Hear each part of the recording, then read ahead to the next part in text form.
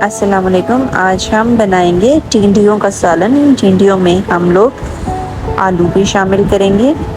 ٹینڈیوں کا سالن بہت ہی مزے کا ہوتا ہے، مگر آج کل کے بچے اس کو کھانے سے کتراتے ہیں۔ آپ کوشش کریں کہ ایک دفعہ ان کو یہ سالن ضرور کھلائیں۔ اسے بنانے کے لیے ہم نے لیے ہیں پیاز 2 بڑے سائز کے، 2 ٹماٹر، 2 آلو اور آدھا کلو ٹینڈیاں اور تھوڑا سا۔ ہم ایک پین میں آئل گرم کر لیں گے۔ آئل گرم کرنے کے بعد ہم نے پیاز کو باریک کاٹ کر اس میں شامل کر لیا ہے۔ پیاز کو ہم اچھے سے فرائی کریں گے، اسے گولڈن ہونے دیں گے، اور پھر اس کے بعد جب یہ گولڈن ہو جائے گا، نرم ہو جائے گا، تو اس میں ہم شامل کر دیں گے ٹماٹر اور پیاز کو اچھے سے ہم نے فرائی کرنا ہے۔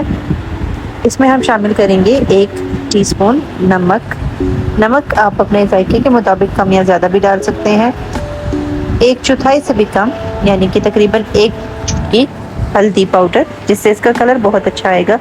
سبزیوں میں ہلدی پاؤڈر ڈالنے سے ایک تو ان کا کلر اچھا آتا ہے، اور دوسرا ہلدی آپ کی صحت کے لیے بھی اچھی ہے۔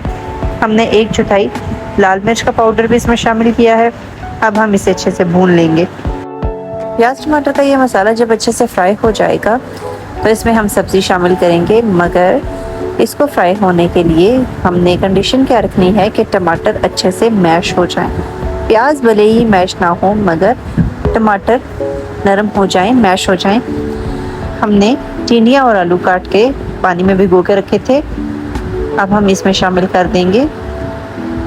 تمام سبزی کو اس میں شامل کرنے کے بعد مسالے کو ہم اچھے سے ہلائیں گے تاکہ مسالہ اور سبزی مکس ہو جائے اچھے سے، جیسا کہ آپ دیکھ سکتے ہیں۔ اب ہم اس میں 1 گلاس پانی ڈال دیں گے اور ہم اسے ڈھک کے گلنے کے لیے چھوڑ دیں گے۔ ٹینڈیاں اور آلو جب گل جائیں گے تو پھر ہم اس کو بھونیں گے۔ جیسا کہ آپ دیکھ سکتے ہیں کہ ٹینڈیاں اور آلو گل چکے ہیں اس وقت، اور ان میں تھوڑی ہی مقدار میں پانی رہ گیا ہے۔ یہاں پر ہم فلیم کو ہائی کر لیں گے، پانی کو خشک کریں گے اور ان کو بھون لیں گے۔ بھوننے کے دوران ہم اس میں شامل کریں گے ہری مرچ۔ آپ ہری مرچ کو باریک کاٹ کر بھی ڈال سکتے ہیں، اور آپ اس کے بڑے بڑے پیسز، یعنی کہ آپ بڑی پوری ہری مرچ کو درمیان سے کٹ لگا کر بھی شامل کر سکتے ہیں۔